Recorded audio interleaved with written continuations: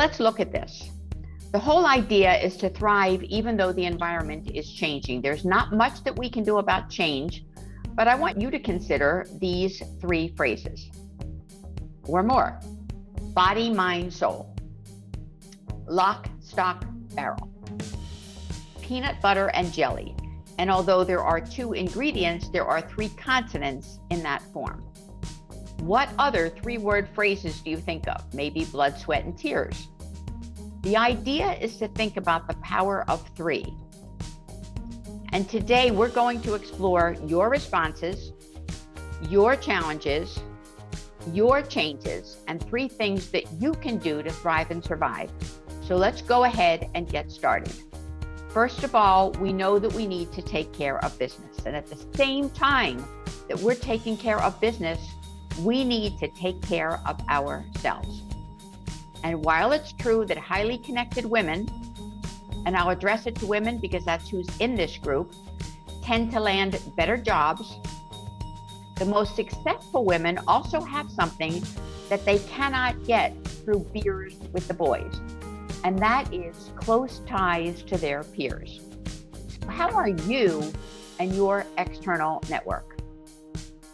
Do you have the same network with which you started pre-pandemic?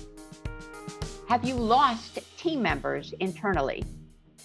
And are you looking beyond, and think about it only to yourself. Are you looking beyond what you now have and perhaps seeking greener pastures? We need to think about the lessons that we learned from COVID-19. We need to recognize that change does happen, and we need to have a recovery plan. So I ask you, are you running on empty?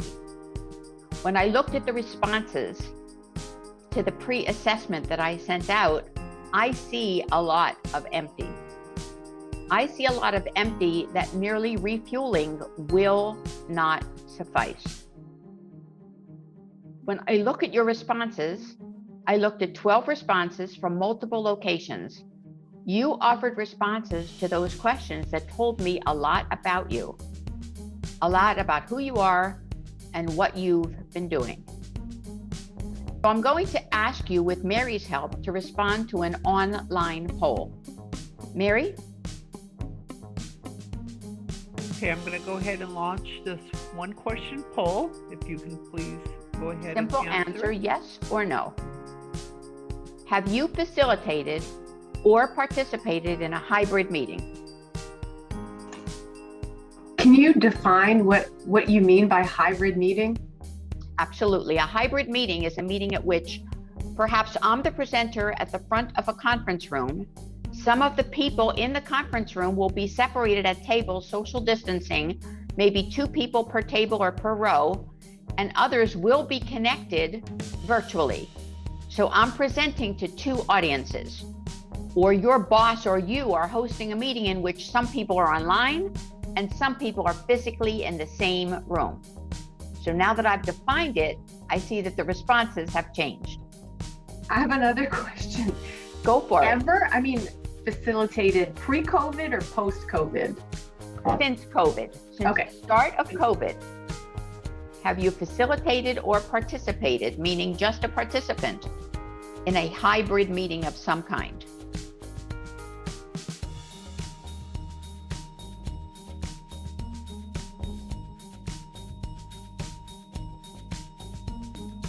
I cannot vote because I'm one of the co-hosts, but my Yeah, you answer can. would be yes. That's fine.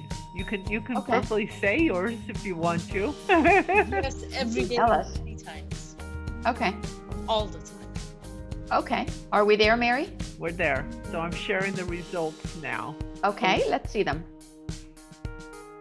I think you guys should see it now that we have 33% said yes and 67% said no. So 4 said no, 2 said yes. We had a total of 6 answers. I wasn't able to join, neither were you, Sharon, so this seems about right. Okay. All right. So we're split. About 1/3 of you have actually participated in hybrid meetings of some kind, and the rest of you have not. let's look at if you're in that hybrid meeting or if you're in any kind of a meeting. So what is your platform? If you're engaged at work, are you using Zoom? Are you using WebEx? Are you using Google Meet? Are you using Microsoft Teams? Are some things better than others? I know that for you, Esme, you have 3 or 4 monitors on your desk, correct? Yes. You have a lot of things going on at once. I shared with you that I also have 3 going on at once. What makes it easiest? I'm told that Microsoft Teams, which is many of my HBA clients, use them because of the security features, that there are many ways in which they can limit what they share. Others of us, especially those of us who speak, prefer to use Zoom, and not that many people are using WebEx anymore, but lots and lots of people are going toward Google Meet. So what is your platform? What is it best for? What makes it stand out? Think about its limitations and think about how you will in the future use that platform. So this program is about thriving and surviving in a very changing environment. Let's face it, the environment continues to change. I'm going to share with you a video that's going to discuss companies that are thriving in the pandemic. It's only a couple of minutes long, but it's really enlightening. And Mary, remember, I'm going to ask you to monitor the chat box. And right after this video, I have a question for you in that box.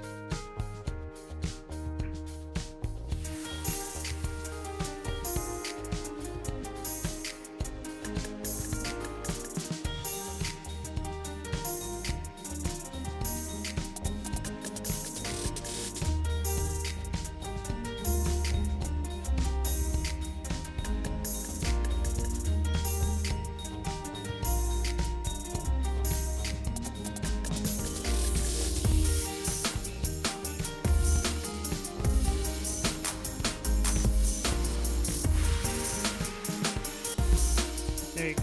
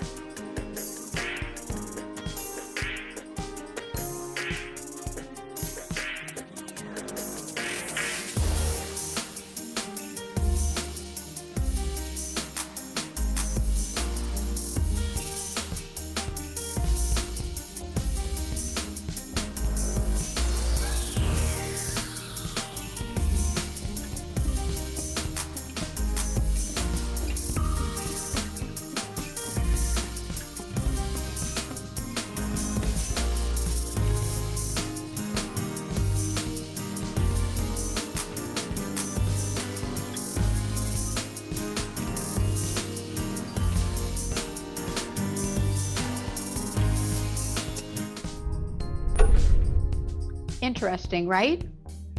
Did you buy Chewy? Did you buy Clorox? Did you buy Seltzer? I think during this whole pandemic, I think we probably touched every one of these things. I mean, Every one of those companies, right? Yep. I mean, online orders went up. Amazon. Day drinking started. I'm sorry. Amazon is my new best friend. I don't know about day drinking, but Amazon is clearly my new best friend. And even my 10-year-old granddaughter thinks they're her best friend. Yep. She said, anything you want, you can get from Amazon.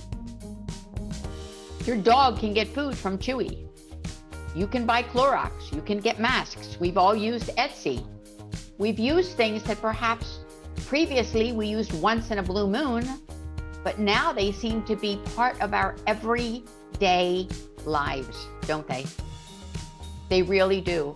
So I'm going to ask you to go to the chat box now, every single one of you, You shared your thoughts in response to my pre-session assessment. Now I want you to be really honest, be candid about what it is you've become addicted to or engrossed in.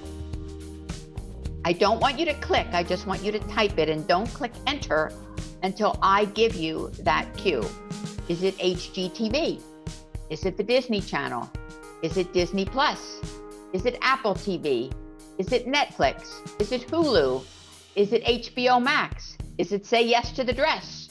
Is it some other, maybe Schitt's Creek or maybe Ted Lasso? What is it? Is it some other Emmy award-winning network program?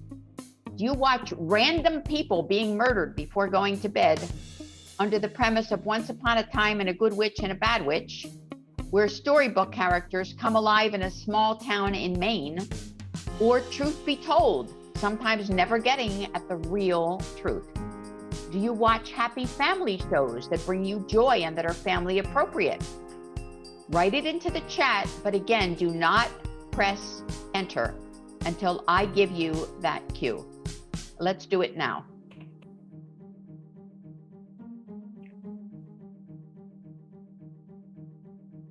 Oh, wait a minute. We started pressing enter before you gave us the cue, didn't we? Yep, you did. We don't follow directions very well. No, that's okay. Was it you, Mary, who did it? Sorry. It was me who did it because I thought you said now, so I went click. No. Yeah, that's what I thought too. No, that's okay. Let's see what we get. I have some online shopping. That's interesting. And Netflix. Online shopping I hadn't even thought about. Reality TV.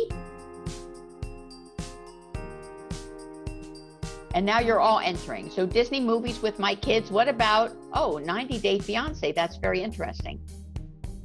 Do any of those ever turn into marriages or not? They do, and then it's funny to watch them. Watch them get divorced? Well, also that. Also that. Okay, so it's a whole new series. Disney movies with my kids. Movies in theaters. Wow. We don't even have any theaters. Our AMC went out of business. Oh, really? Yes, in a beautiful, beautiful mall. Yeah, absolutely outstanding. Totally out of business. We're hoping somebody else will take it over. Yeah, we just don't have them. Movies in theaters, movie night at home. I saw that not far from my house. The idea here was to create a waterfall, by the way. So once we all pressed enter at once, you would see all of the responses at one moment, in real time. But I saw that here we had an outdoor for rent, outdoor theater, I guess you would call it, like a drive-in movie. You could rent the screen and it was in somebody's parking lot. And for a small fee, you and whatever number of cars you invited could go there at night, bring your own food, bring your own popcorn, bring your own drinks, and enjoy an outdoor movie that those out on the highway also saw as they were driving by. People came up with different ways in which to manage. So when you start to think about your own challenges, what you yourself have faced, and I look at things like hybrid model of work, working from home, surviving as the bare minimum to stay alive, reaching some level of balance. What perhaps has your challenge been when you start to think about your relationships? How different are they? How different are they from what you once experienced? Are they the same? For those of you who are all employed by others, relationships matter within the workplace, don't they? They're really, really important, those solid relationships. But as you look at the picture in front of you and you see the 6 feet of distancing and you see a person once removed, you realize that not everybody can possibly be in the same place at the same time. When you're in business for yourself, as many of your colleagues might be, it becomes even more important. In the self-employed sectors, close friends offer good leads, and diverse networks offer more business. Within your network, in the employed sector, don't you need those very strong networks in order to survive? Don't you need them to move ahead?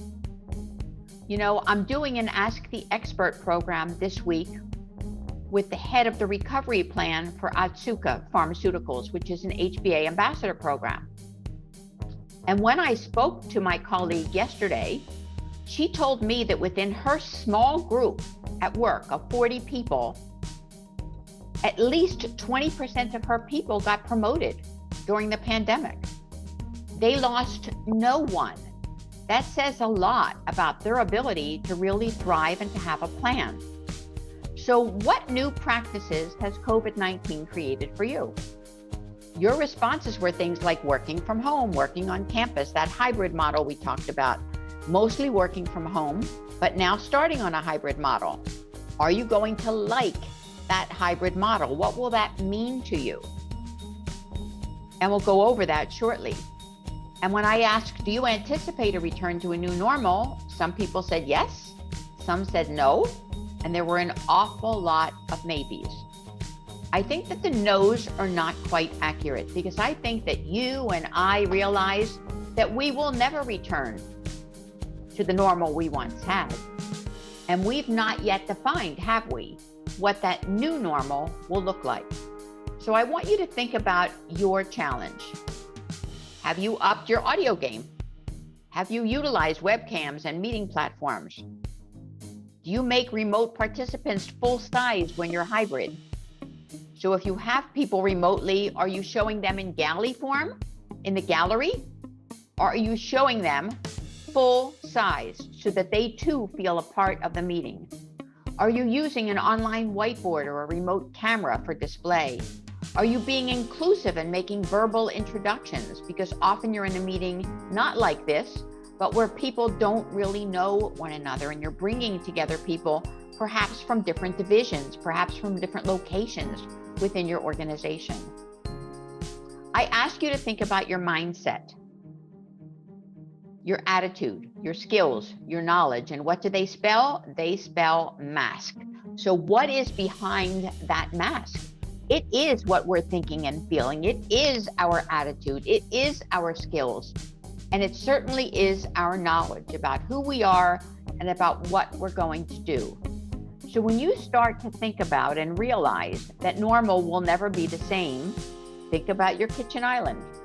When and where does your day begin and end? When and where? If you're working off-site and if your bricks and mortar location has closed, you are not alone. And that island might be for prepping meals, for doing homework, for babysitting, for kid watching, for pet watching, or for doing a remote call, for putting forth the work that you need to get done by the end of each day, but doing it in a totally different setting where there is no privacy and where, because it's front and center, let's face it, it's ongoing. It could be 24/7. If you're sitting at your island now and you're working remotely, do you say, okay, I'm going to be online from 8 a.m. to 5 p.m. with a break for lunch and 2 other bio breaks in between? Or am I going to sit here from 8 a.m. until 11 p.m.? When will my day begin and when will my day end? We all have responsibilities, don't we? And we all juggle. Some of us do it so much better than others. We all have personal and workplace roles, but lately they've become intertwined. And we all have networks. At the same time, each of us, no matter who you are, is overworked and stressed. Think about the 3 sources of stress in your life. Shout them out. What are they? Give me a shout out. What stresses you? Is it money? Is it food? Is it supplies at the grocery store? Money. Is it the number of things? Money, right? Money, family sometimes. Time. Anybody have teenagers? That alone is a source of stress, is it not? When you think about the changes that your kids have had to overcome, whether they're going to school or they're not going to school, if they can't have play dates or they can't hang out with their friends once they get beyond the age of what we used to call play date, what are they doing? Are they sitting on your lap? Are they sitting in your space? Are they sitting in your face? Are they perhaps a source of your stress? A lot of it relates back to money, but we all have those stressors. Sometimes it's lack of sleep. Sometimes it's just too much to do and too little time, correct? When you think about it, on the education side, we've lost an entire year of math and reading. Prospectively, in a nation whose education system has been ranked at 38 internationally. That's bad. On diversity, 2.5 million women exited the workforce after decades of getting ahead in the workforce. It's going to take a real effort to recover that loss and to turn around that trend. On income disparity, billionaire wealth, and I know I'm speaking to no billionaires here, but billionaire wealth increased 55% during the pandemic. That means that 1.6 trillion shifted to those who were already billionaires. That has long-term structural implications for society. On inflation, the recent numbers from the Council on Economic Advisors was 5%. For the average American, it means that we're just cut roughly 5% off of our savings. We've all just lost about 5%. What's the main takeaway from all of this? The implications from the pandemic are significant and they're multifaceted. They're not going to go away fast. This will not be the next normal, the new normal, or anything close to normal. The issue is how each of us, in this case Americans, are going to pay the bill of the silent debt that is accruing in our background. And there is debt. How much is too much? How much is too much? When everything else was taken away and we were in lockdown, people went online. Somebody said they did online shopping. That's what they were addicted to. Global internet activity rose 25% in as early as March of 2020 and has only escalated while the world was in lockdown. The internet provided social and entertainment needs, informational needs, and with no water cooler chats in the office or impromptu conversations with friends, where else do we go for information? We go online. And let's face it, some of that information is upsetting, some of it is distressing, some of it is untrue. So how much is too much? In the work, in the digital age, with backlogs, with emails that have just gone berserk, with interactions, and with an infinite to-do list. We all have to be aware of the stress cycle. There are 3 steps in that cycle. Number 1, we react. An alarm is sounding, just like an alarm out on the street in traffic. We react to the stressor. We resist and adapt to the stressor. And then we realize that the ability to resist is reduced and we just become exhausted. So I'm going to ask you to think about your own stress cycle. And Mary is going to put you into a breakout group now.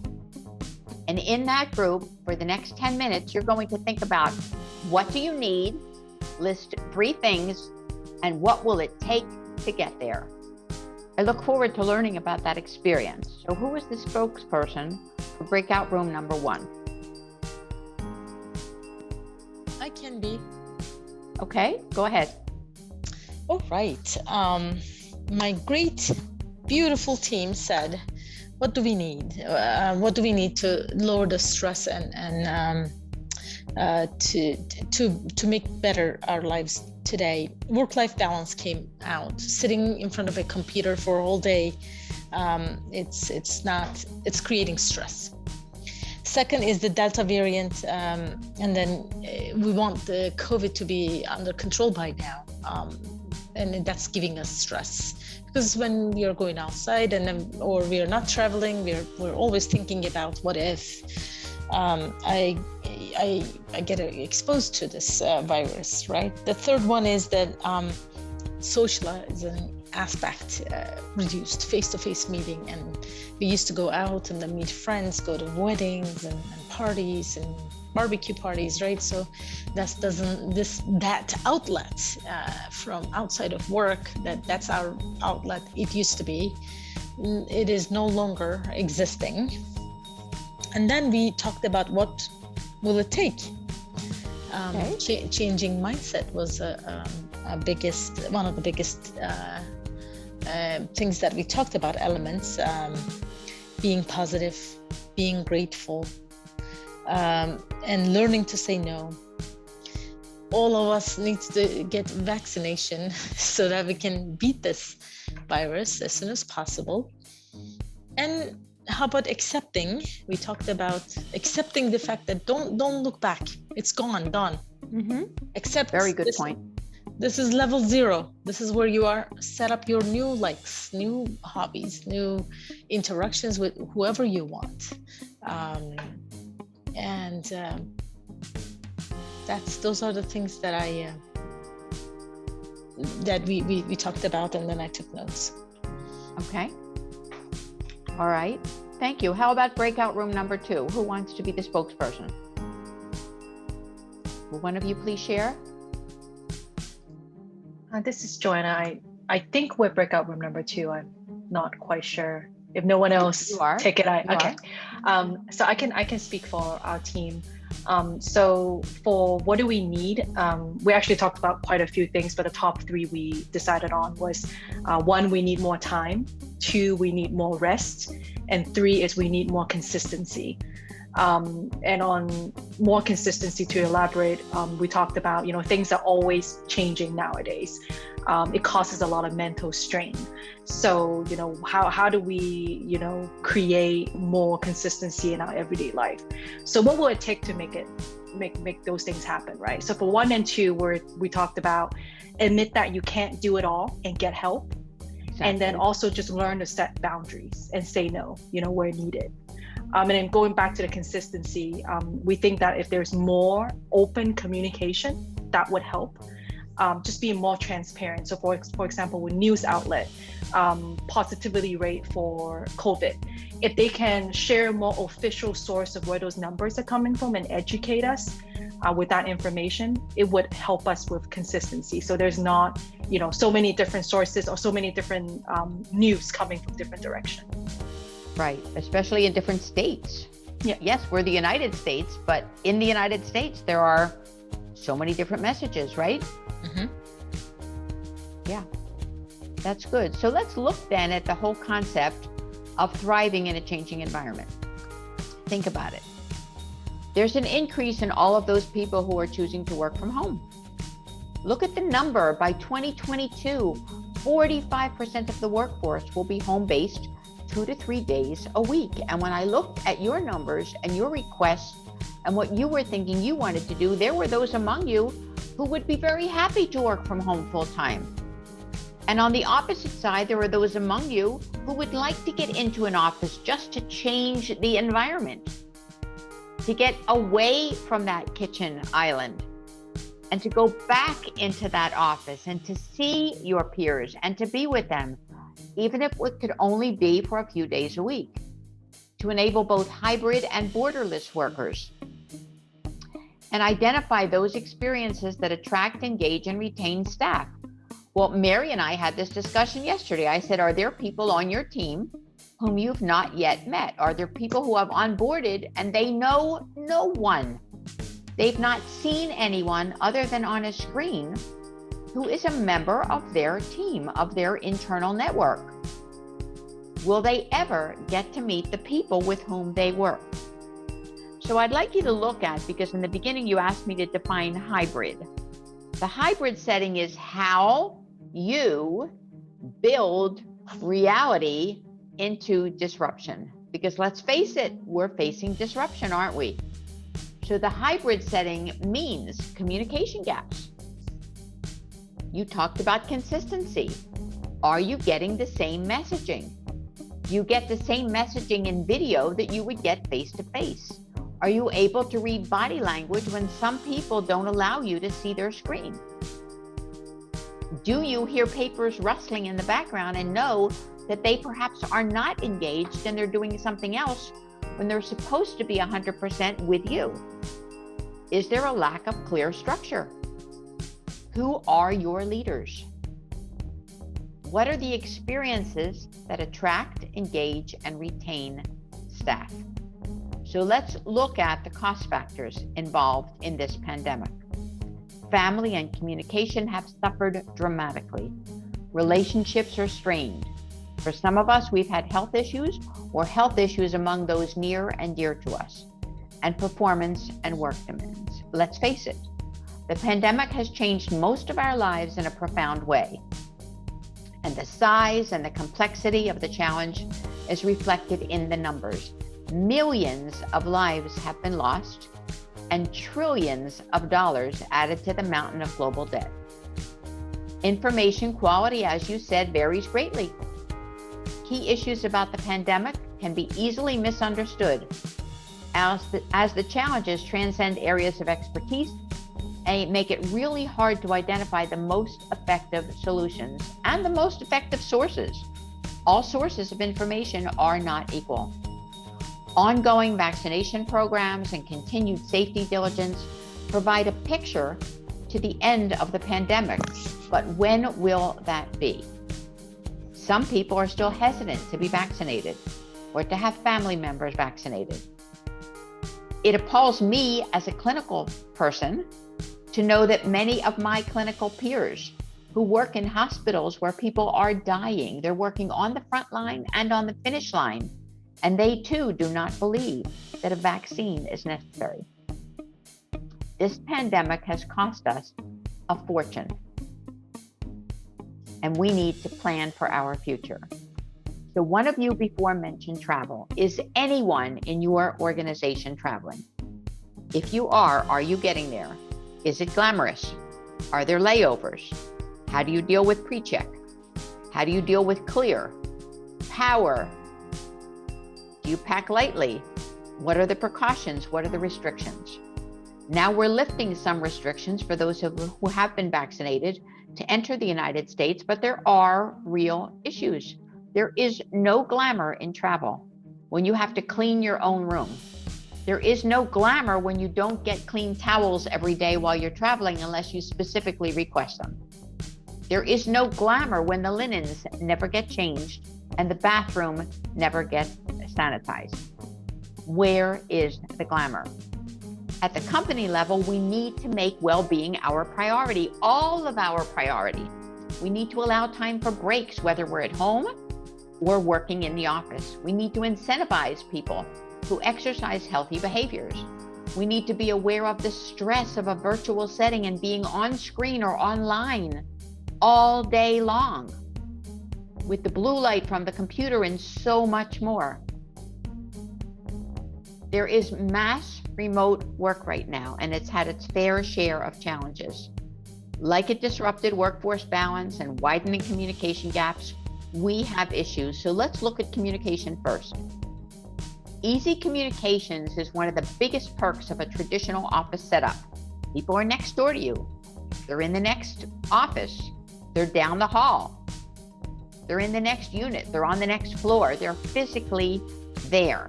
You can reach out and touch someone. Hybrid offices mix co-location and remote work. Employees have to rely a lot on video conferencing and on messaging tools to facilitate communication between all team members. And then let's face it, some people never seem to get the message, do they? There's the risk of hacking. In a hybrid office, simple things like holding an urgent meeting and checking in with people can become tricky if not everyone is there. Who's keeping meeting minutes? Who's keeping things flowing? There are real gaps. From an employee standpoint, between commitments to work and family and friends and round-the-clock demands on your time, you all listed time as a challenge. We have issues. It can feel relentless. American culture seems to prize being overworked, overbooked, and exhausted to the point where at one point in our lives it may have been a status symbol, but no more. No more. There's no reason to give your anxiety full reign over your brain. If you make some small lifestyle choices and add a few new habits that can help you to find some inner peace and relaxation through meditation and more, you're going to have a good day. So what are they? Mindset. Make time to chill out. Deep breathe. It works. Yoga. A walk in nature. A well-balanced diet, and be aware of your own body. No one knows it like you do. No one knows it like you do. And then ask yourself some questions to pinpoint the source of your overwhelm. What one or two things, if I took them off my plate, would get rid of 80% of my own stress? Am I still responsible? If it's nearly done, can I just finish it and wipe it off my plate? Or do I have to stick with it? And how can I make things manageable? Do I need help? In group 2, I believe it was, someone talked about the concept of knowing that you need help, identifying that need, and then going for it. So have you set limits or boundaries on yourself? And are you feeling overwhelmed? Are you feeling blue? To thrive in a changing environment, what we need is flexibility on the part of our executive team. They need to be on our side. We need to communicate what are the expectations. We need to enable both hybrid and borderless workers, and we need to identify the experiences that will attract, engage, and retain staff. And what are best practices? Give employees the resources they need. Ensure equal opportunity. Make work fun. Have periodic check-ins. And keep goals and expectations clear and consistent, because you know what? I think you all realize that you cannot drink from an empty cup. You cannot drink from an empty cup. So for 1 hour a week, create the space that you need to fill your professional cup. Settle in for self-reflection and personal growth, professional growth. Give yourself the time to be you. Think a positive thought. So instead of thinking about, I'll never get this thing done, I'll never complete it on time, think it's normal to feel overwhelmed. I'll get it done eventually. It will get done. Think a positive thought. Take a moment to be aware of your surroundings. Try the 5-4-3-2-1 method, and this is our second breakout, Mary. I want you to find 5 things that you can see around you. I want you to find 4 things that you can touch, such as your hair and the desk and perhaps a stress ball on your desk, perhaps something that brings you joy, a picture of your kids. Find 3 things that you can hear, like this conversation or a fan or music in the background. Find 2 things that you can smell, and find 1 thing that you can taste. Do that now by being aware of your surroundings. So while you're going into a breakout, within that breakout, even though you're in different places, different settings, tell the record keeper 5 things you can see, somebody else, 4 things you can touch, 3 things you can hear, 2 things you can smell, and 1 thing you can taste. Let's do it now. Group number 1, what did you see? All right, I will be speaking for my team group. We saw flowers, paintings, awards, pictures of family, Suaro, little elephant carving, TV picture, again, family pictures, window lamp, again, family pictures, exercise bike, office supplies, flowers, glasses, books, computer, calculator, pen. These are the things we have seen. Busy surroundings. What did you touch? What could you reach out and touch besides a keyboard? Yep. Pens, books, hair, laptops, water bottles, computer, and a mask. Okay. What did you hear? What sounds did you hear? Landscaper, garbage people, traffic, family members. Of course, some of them are working from home in the other room. And neighbors at their pool with their music. The office, neighbor office colleagues, workers, and then people just outside of the window eating their lunch. Any dogs? Any dogs barking in the background? No? No. I don't think any of us in our room had pets, huh? We never even talked about pets. Okay. I haven't, but they're home. Okay. I was thinking about it from a standpoint of pet therapy. It's very, very soothing. What about smell? What did you smell? Hand lotion, coffee, and candle. And what did you taste? Probably water. Water. All of us had water. That's it. Water. Okay. How about group number 2? What did you see? We saw computer, blinds or windows. Some of us saw dogs, lamps, the desk, the charging case for our headphones, and all the stuff that's around on our desk or behind on the wall. Okay. Pictures, drawings. What we can touch is also water bottles, our keyboard, mouse, the cup, our water bottles. Hearing, funnily, we all seem to have gardening people around us. Cars, family members working. And then the most we were struggling with was smell. We had the breath of dogs, smelling the breath of the dogs. And then we also agreed on the smell of warm air when it's hot outside. And taste was also tea or water. And one of us hadn't had lunch yet, so there was also the taste. You were of wishing that lunch. you could taste something, correct? Yes. So my question would be for each of you, how often do you take a moment to see, touch, hear, smell, and taste? Probably not as often as you should. But when you think about it, it's a stress-reducing activity. And it's something perhaps that we should exercise all the time. And speaking of exercise, we need to get some. You can do a stretching routine right at your desk in the same way that you see it in the picture, by intertwining your fingers and stretching, by tilting your head back, by locking it one side to the other. Maybe you got a gold star in preschool for sitting still, but it goes to show you that this is not the time when you should be sitting still. This is not the time to sit still. This is the time for activity.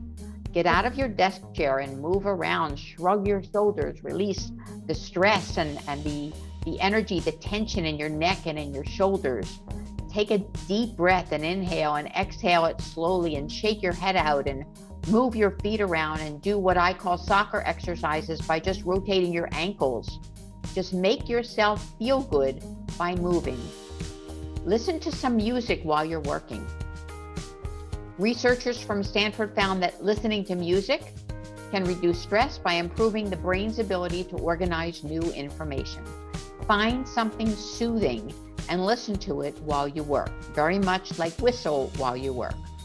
Write your to-do list before you go to bed so that you have a good picture of what it will look like and what the next day will look like. But do what they tell you to do, which is what I tell all of my clients to do. Limit yourself to 3 tasks. Have a must-do list, not a to-do list. Write down 3 things, get them done, cross them off, feel great, reward yourself, and start over again with 3 things for the next day. Don't bite off more than you can chew. Get a good night's sleep. We all know about the power of sleep. Set the temperature to something that is comfortable. Turn on a ceiling fan or a stationary fan. If necessary, some light music. Do not sleep with your telephone under your pillow. You will be frying your brain. Do not sleep with a power strip on under your bed. Get a decent night's sleep. And then it's okay to turn off notifications. You're allowed to have downtime. So set your timer for 30 minutes at a time and just don't bother to check your phone.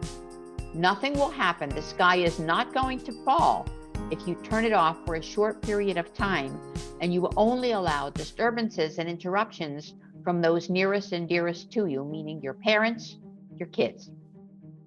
Ask for help. One of you said this at the end of the first break. Ask for help. When you take on too much, it leads to burnout. Break your tasks down, ask for help either from within the workplace or in the house. Does somebody else need to fold clothes? Does somebody else need to give out baskets of clean folded laundry to the family members and have them all put their laundry away? Can those jobs be broken down and divided so that you're conquering more by asking for help? And then what will be your quick fix? What can you do? What's the solution? The pandemic is a huge opportunity to reset our business and personal lives. Innovations in remote and hybrid working models, which helped us keep the economy going during lockdowns, have become more acceptable. It's okay to say I'm home-based, even as restrictions lift and managers become more comfortable. In the past, perhaps your manager wasn't comfortable with letting you work from home and hoping that you were actually working. Moving forward, to continue to battle the economic impact of COVID-19 and with the expectation that there may be future pandemics, managers may need to look at their own workforces. Look at their workforces differently to accommodate not only for technological innovations, which will continue, but also changes in how people approach their careers and new organizational practices and what is the new office and rising portfolio careers that allow people to have multiple sources of income, engage in their own activities at the same time that they're employed, and become part of the new reality and a new opportunity for many. Perhaps it's time to break the cycle, combine a quick fix with an overhaul of the things we just talked about, our sleep, our environment, the power strip. Take the time to measure your work hours. Remember, we talked about that kitchen island in the beginning and the day that has no end. Measure your work hours and perhaps take time for a pause. Because in the breakouts, you also address the need to say no. Boundary management is perhaps one of the most important things that we can think about. And sometimes we have to say no so that we can have more time to say yes. If we don't say no, we have no future. We will be totally exhausted. So what are your takeaways when we think about thriving in a changing environment? Self-talk, self-care, and to notify or not. Let's examine them. So self-talk. Remind yourself you can only control what you can control. When you look at the playbook that was given to you, and you look at those hints for exercise at your desk and for sleep and for hydration and for other things, remind yourself of what you can control and what you cannot control. No matter what happens, ladies, you'll figure this out. This too shall pass. And then probably most importantly, think about what is possible and make it probable. When I worked in the former Soviet Union, I was constantly told that everything in that country was possible. But to please be calm, because not everything was probable. Not everything was actually going to happen, even those things that had been promised. Think about what you do need. Think about what you must have. Think about what you can have. Think about what you can do. And then take the time for self-care. Hydrate, hopefully with water. Movement, start with a stretch. Follow the ones that are in the playbook. Journal. Journal because it's important to think about what am I going to tell my kids and my grandkids and future generations about what happened in 2020 and 2021. What is the story that needs to be told? I can only get to it through journaling. Self-love, give yourself a break. If you don't give yourself a break, who will do it for you? No one. It's okay to tell yourself how fantastic you are and how hard you work and how appreciated you are. Even if you're a solo person in a household and you're the only person talking to you, take the time to do it.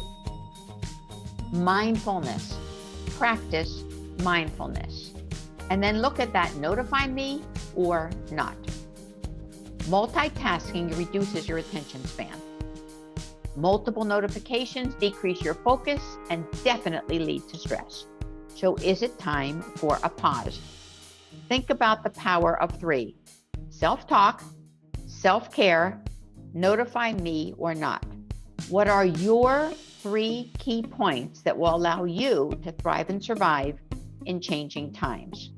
Why don't you put them into the chat right now? What are your 3 key points that will allow you to move forward and to move ahead based upon what you heard today?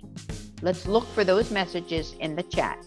I see self-care, exercise, practice gratitude, shut off for 30 minutes. I love it, I love it, I love it. Self-care, self-talk and yoga. Mindfulness, they know. Work-life balance, take time for myself, walk, rest, self-care. Say no, ask for or pay for help. Pause to be present in the moment. Get help for your kids because they too are experiencing something like never before. I was thinking about it the other day and mentioned to my husband that sometimes you may find within a couple of years that kids who are 2 or 3 years old think that everybody is supposed to wear a mask. They grew up that way. All they see are an ocean of masks in front of them. Everyone they see, we hope, has a mask. Do they think that that's the new norm? Do they think that that's the way that it's supposed to be? And Netta, I agree, walking the dog sounds good. It's good for you and it's good for the dog. Whatever you do, practice the power of 3. Think about what you can do to make life and your situation better for you and for those in your household. Because if you are living with family members, whether they're elder parents or grandparents or young kids, whoever they are, when you're relaxed, they're more relaxed. They feel your attention. They feel your pressure. They know when you are not thriving. They want you to thrive because when they see you thrive, they see themselves in the same new light. So let's connect and let's thrive. We need to unify our national and our global thinking because the virus is teaching us that it doesn't know the difference between borders. We need access to the best disruptive technologies and protective approaches to rapidly scale globally.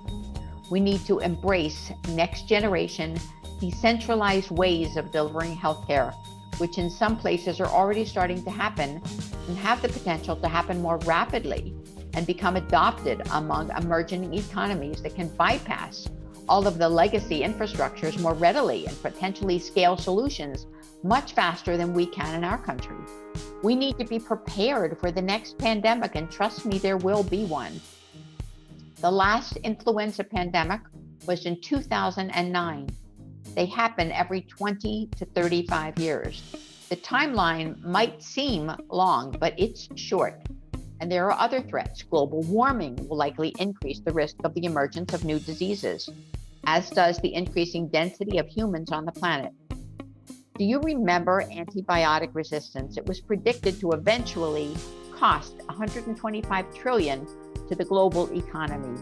We've already spent beyond that. Leverage diversity as much as possible to access different pools of workers because labor is likely to become more scarce. We're seeing that now, and allow for more flexibility with what workers may need and want. And just as important, invest in digital technology. If you haven't, upgrade your own infrastructure. Be empathetic. People are exhausted. You feel it, you see it, you sense it. And you're probably in the best shape of anybody in your family or in your space. So be honest. People need to know what the best current knowledge is and what it isn't. Be realistic and be measured. There are no silver bullets for what we have faced and are facing today. And look at things from a much broader perspective. Hear, see, and appreciate what other people have to say. And please know, I know that you realize this, there is not a single solution that is going to be available from a single sector or one person's area of expertise. This is a multi-sector, whole of government, whole of society approach that we need to take. And leaders, our leaders, you as leaders need to be able to work across all of those elements in order to connect, in order to thrive, and in order to survive in what may or may not be the next normal. Let's open it up to questions.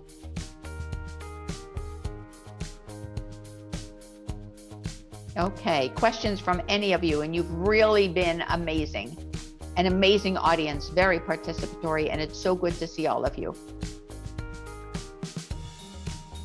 So I just have one dumb question. I mean, because I call it a dumb question because when you said it, I went, huh? Why do we need to get rid of power strips underneath our bed?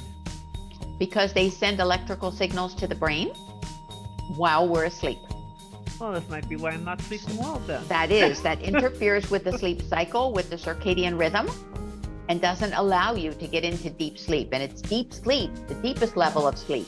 You've all experienced it. Sometimes you're driving and your head bops off for a moment, or you're sitting in a class and your head moves over to the side, and you know yourself that you could be in deep sleep in just a moment. That's how traffic accidents happen. Deep sleep is so there and ready to take over. You want to be in that deep sleep when you want to be rested and you want to get those 7 solid hours. But if there's interference from power strips under the bed or from cell towers outside, why do you think people keep protesting 5G and saying not near me? My son was telling me the other day when I talked about the proliferation of these 5G towers that are near schools. And he said that's because the land is cheap. Nobody wants to build a house there. Nobody wants that tower in their backyard. But school districts can buy that land and build schools on it and then zap our kids all day long because they're not spending 24/7 there. It's just for a given number of hours. So when you think about it and you see, even in those towns that have underground wires, you see those huge towers. Well, after this meeting, I'm going in my bedroom and I'm redoing the whole power strip stuff and checking it out. Yeah, a lot of people have the lamp, they have the clock, they have maybe an electric blanket, they have like all kinds of things, but you don't need all of those things. The room in which you sleep should be the room in which you rest. Are you going to be rested when you're constantly being activated? How can you be rested? It's not a silly question, not at all. It's a good one. It was definitely an aha moment for me, I'll tell you that much, Sharon. Okay. Okay. Anyone else? Nancy, you're very welcome. Okay, I want to say a special shout out to Mary, who's always rising to the occasion and doing what is needed to make things happen and to get them done. Thank you, bless you. And to Esra, it was a pleasure to collaborate with you on this one. Great job. Mary did the bulk of the work. Thank you. everything. Thank you, Sharon. Thank you, Good guys. job, ladies. Take care, everybody. Thank you. Bye-bye. Thanks. Thank you, and have Take a care. good afternoon. You or too. evening for Thanks. you. Thank you. Thanks. Bye-bye. Bye-bye.